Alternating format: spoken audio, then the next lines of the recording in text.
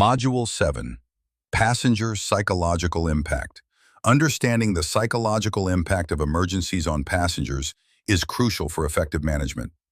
Maritime emergencies are particularly stressful due to the unfamiliar environment, limited escape options, and the 85 to 95% of passengers lacking previous emergency experience. This cognitive and emotional progression directly influences survival behaviors and responsiveness to crew instructions, making psychological management as important as physical safety procedures. Initial stress response. Adrenaline and cortisol surge causes increased heart rate, hypervigilance, and impaired cognitive function. Passengers may experience tunnel vision, auditory exclusion, and time distortion. This biological response can result in 30 to 50% reduced information processing capacity. Information seeking. Passengers desperately search for clarity amid confusion, often fixating on immediate threats while neglecting broader safety considerations. They typically require information repeated 3 to 5 times due to stress-impaired comprehension. Many will seek authority figures for guidance and reassurance. Social alignment. Approximately 75% of passengers will look to others for behavioral cues rather than acting independently. Small groups of 3 to 7 people typically form based on proximity or pre-existing relationships. These informal groups often develop internal leadership hierarchies within 15 to 20 minutes of emergency onset. Adaptive response. Most passengers transition to problem-solving mode after the initial shock subsides, typically within 60+ minutes.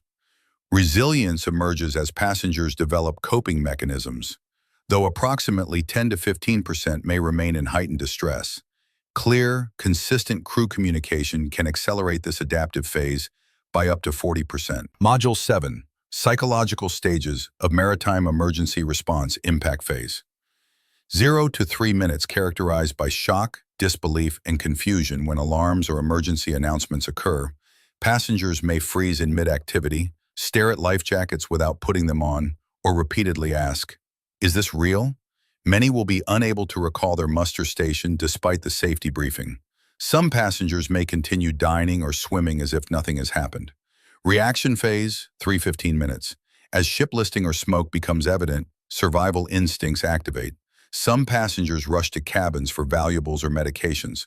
Others may crowd stairwells rather than using assigned routes. Emotional displays range from visible trembling and crying to inappropriate calm or nervous laughter. Parents typically become hyper-focused on locating children, sometimes refusing to move without them. Coping phase, 15 to 60 minutes. At muster stations, passengers begin forming supportive groups, often sharing resources like medications or comfort items. Natural leaders emerge among passengers, helping translate announcements or assisting the elderly. Information seeking becomes more organized, with passengers designating representatives to ask crew-specific questions about vessel status and evacuation plans. Adaptation phase, 60+ minutes. During prolonged evacuations or lifeboat deployment, passengers establish routines and systems. Emotional fluctuations stabilize as passengers adopt practical tasks like water rationing, seasickness management, or caring for vulnerable individuals. If rescue is delayed, watch rotations may form, and passengers create makeshift solutions for privacy, comfort, and basic needs. Module 7. Factors affecting individual response to maritime emergencies. Personal experience. Prior emergency exposure, e.g. veterans remain calmer during alarms. Maritime familiarity. Frequent cruisers navigate vessels more confidently. Safety training background. Those with STCW certification respond 3x faster. Previous trauma history. Survivors of past maritime incidents may experience flashbacks. Demographic factors. Age and physical condition. Elderly passengers require 2 to 3 times longer evacuation time. Cultural background. Collectivist versus individualist emergency responses. Language proficiency. Non-native speakers miss up to 40% of verbal instructions. Family, group composition. Parts with children prioritize family unity over optimal evacuation. Psychological factors. Baseline anxiety level. High anxiety passengers may panic at initial alarms. Stress tolerance determines breakdown threshold during extended emergencies. Cognitive flexibility affects adaptation when primary evacuation routes are blocked. Locus of control. Internal controllers take initiative. External controllers await instructions. Situational factors. Information clarity. Comprehension drops 65% when PA systems use technical terminology. Perceived crew competence. Visible crew confidence reduces passenger panic by 40%. Visible danger signs. Smoke water ingress accelerates fight or flight responses. Time of day. Night emergencies add 15 to 20 minutes to assembly time. Understanding these factors helps crew members anticipate varied passenger responses and tailor their approach accordingly. Rather than expecting uniform behavior, effective passenger management requires recognizing and accommodating these differences while maintaining overall control. Module 7. Group behavior during maritime emergencies. Social identity formation. During shipboard emergencies, passengers typically form and identify with one of four main group types. Family, pre-existing groups. The strongest bonds, members will prioritize staying together even at risk. E.g., parents searching for children across multiple decks despite flooding. Emergent leadership groups. Form around passengers with maritime experience, former naval personnel, experienced sailors, or professional backgrounds. Doctors, firefighters, who naturally assume command. Common fate groups. Passengers trapped in specific ship sections, e.g. those behind fire doors or in isolated cabins, who develop intense solidarity within minutes. Crew-aligned groups, often formed by repeat cruise passengers familiar with maritime protocols or those with military institutional backgrounds who actively assist with lifeboat loading and passenger control. Effective crew members identify and utilize these natural groupings, particularly by briefing emergent leaders and designating tasks to pre-existing groups rather than attempting to separate them. Crowd psychology principles. Several key principles govern crowd behavior during shipboard emergencies. Social influence. During abandoned ship procedures, passengers observe others' actions more than listening to announcements. A single passenger donning a life jacket improperly can create a cascade of improper usage. Emergent norms. Within 2-3 minutes of alarm activation, passengers establish unspoken rules about queuing, assistance protocols, and acceptable panic expressions. Contagion effect. In confined ship corridors, anxiety behaviors spread at 3 to 4 times the rate observed in open spaces, with breathing rates synchronizing among proximate passengers. Convergence theory. Passengers with similar cultural backgrounds often cluster at muster stations, sometimes creating language-based information silos. Collective behavior. Groups may forcibly enter restricted areas or refuse to board certain lifeboats based on shared perceptions of safety. Trained crew demonstrate calm authority by positioning themselves at strategic visibility points, using clear hand signals supplementing verbal commands, and immediately addressing misinformation before it spreads throughout passenger groups. Module 7. Emotional contagion and its management. Recognize emotional spread. Monitor facial expressions, voice pitch changes, and physical behaviors indicating distress transmission between passengers. Watch for clustered anxiety patterns, especially in confined spaces like muster stations and lifeboats. Separate emotional triggers. Tactfully relocate highly distressed individuals to designated support areas staffed by trained crew members. Use barriers or physical space management to prevent visual contagion of panic behaviors among passenger groups. Establish emotional anchors. Identify and position naturally calm passengers within each muster group to serve as behavioral models. Brief these individuals if possible and strategically place them where their composed demeanor will be most visible to others. Deploy calming communication. Maintain a vocal pitch between 80 to 120 Hz, lower register, when addressing groups. Use phrases that normalize the situation rather than escalate it, such as, "We're proceeding with our safety plan," rather than "emergency procedures." Emotional contagion is the psychological phenomenon where emotions spread rapidly between individuals, particularly in confined spaces and high-stress situations.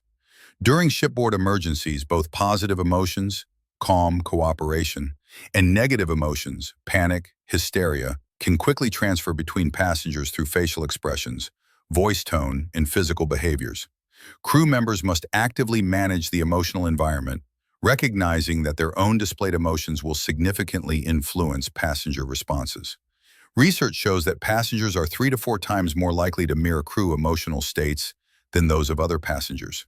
When crew members maintain composed facial expressions and controlled movements, passenger anxiety levels typically decrease by 30–40%, even when situational threats remain unchanged. Module 7. Psychological First Aid for Distressed Passengers. Establish contact and engagement. Approach with a 45-degree angle stance, less threatening, and introduce yourself. I'm Officer Chen from the Emergency Response Team.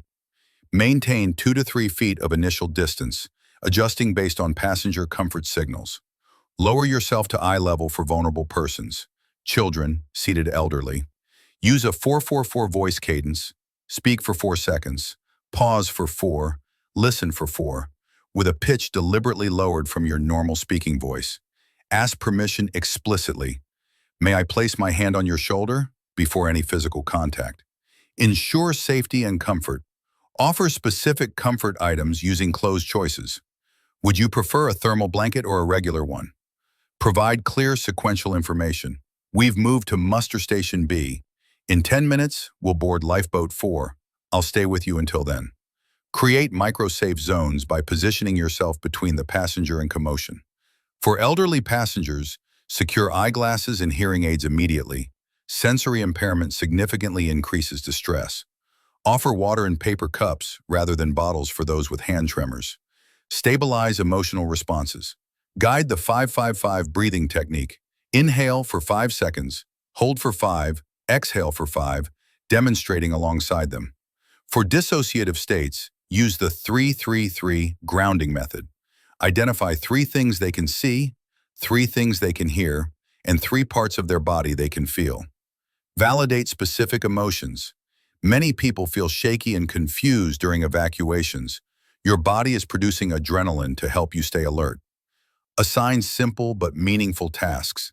Could you help me fold these blankets? Or would you hold this flashlight for our group?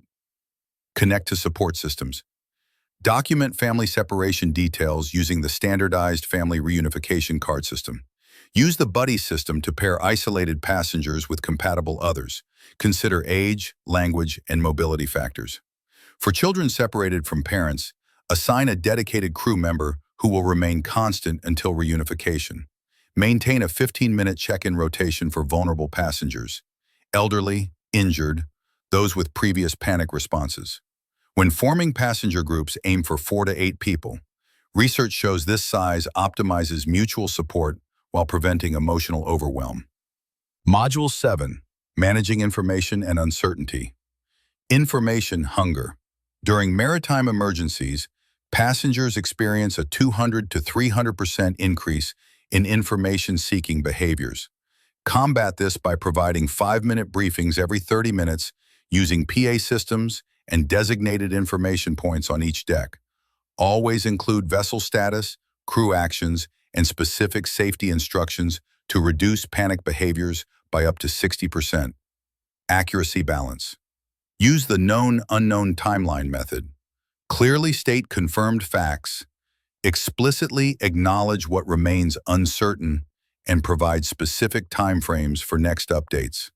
For example, we've confirmed engine stability. We're assessing evacuation needs. Captain will announce our course of action in 15 minutes. This structured approach reduces passenger anxiety by approximately 40%. Regular updates. Implement the 7-3-30 rule.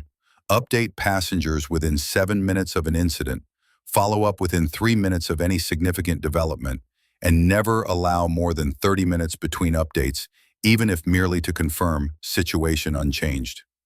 Designate specific crew members as information officers at key passenger congregation points wearing high-visibility information vests.